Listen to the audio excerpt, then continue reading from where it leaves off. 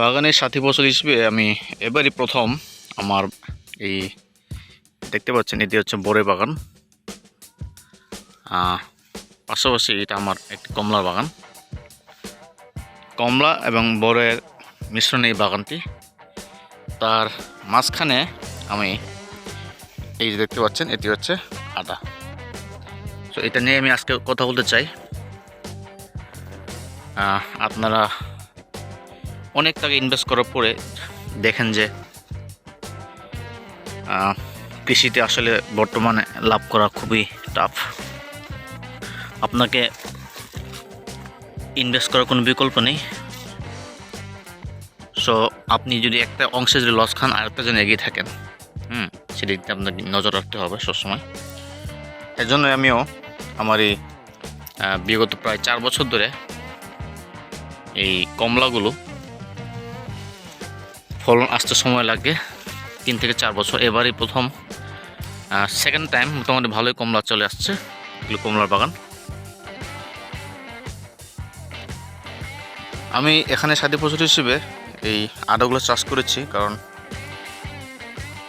কমলার নিচের অংশগুলো এমনি পড়ে আছে অনাবাদীভাবে। সো এই সমস্ত জায়গায় আমি বস্তার মাধ্যমে দেখতে পাচ্ছেন বস্তায় আদা চাষ করেছি সুন্দরভাবে। এখানে আমি শুধু একবার সার দিয়েছি প্রথম অবস্থায়, এরপরে কোনো সার দেয় নাই। জাস্ট প্রত্যেক মাসে একবার করে নিড়ানি দিতে হয়। তো নিড়ানিতে জামলা, এরপরে কোনো জামলা নেই। দেখেন কত সুন্দর হয়েছে এই বস্তায় আদাগুলো।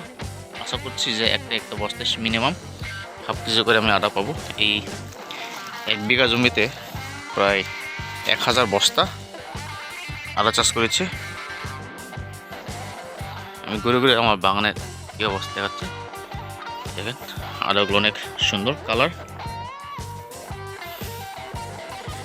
এই যে আমার বড়ই গাছের নিচে এই যে আদা। সো আপনারা এভাবে সাথী ফসল হিসেবে বাগানের ভিতরে আদা কিংবা হলুদ বা মরিচ এগুলো চাষ করতে পারেন।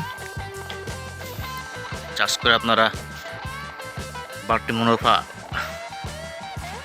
আশা করে পাবেন। কিন্তু সুন্দর হয়েছে দেখেন, কোনো যত্ন নেই, শুধু জাস্ট মাসে একবার নিড়ানি দিতে হয় 1 থেকে 1.5 মাস পরে। আর আপনারা জানেন যে আদা আসলে ছায়া জায়গায় হয়, ছায়ার কোনো বিকল্প নেই। এই যে আমি উপরে একটু হালকা নেট দিয়েছি যেন আদাগুলো ছায়া পায়, কারণ আদা যত ছায়া পাবে তত সুন্দরভাবে বেড়ে উঠবে। এই যে দেখেন আমি নেট দিয়েছি, এখানে নেট দিয়ে ছায়া দিচ্ছি। দেখেন এই যে প্রত্যেকটা আদা গাছ অনেক সুন্দর। আমি আশা করছি হাফ কেজি করে সর্বনিম্ন আদা পাবো। দেখেন এটা দেখেন প্রত্যেকটা গাছ দেখাচ্ছে।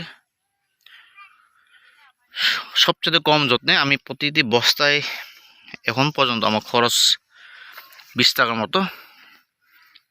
প্রতি বস্তায় 20 টাকা খরচ করে আমি এই পর্যন্ত আদারগুলো নিয়ে এসেছি। আশা করি আর 4 থেকে 5 টাকা খরচ হবে প্রতি বস্তায়, কারণ প্রত্যেক মাসে নিড়ানি খরচ হয়। তা সেই হিসেবে এখনও মিনিমাম আর 2 থেকে 3 বার এগুলোর উপরে নিড়ানি দিতে হবে। নিড়ানিতে কিছু খরচ আছে, এটাই। একবার চাষ করলে এটি 8 থেকে 9 মাস পরে হারভেস্ট করা হয়। সো 8 থেকে 9 মাসে মিনিমাম 5 থেকে 6 বার নিড়াতে হবে, তা নাহলে এই ঘাসগুলো ভরে যাবে, তো পর্যাপ্ত পরিমাণ আদা আসবে না। সো আপনারা সাথী ফসল হিসেবে এভাবে কমলা, বড়ই কিংবা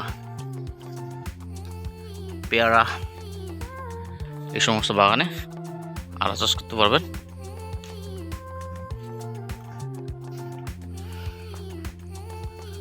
সো অসংখ্য ধন্যবাদ আমার সাথে থাকার জন্য।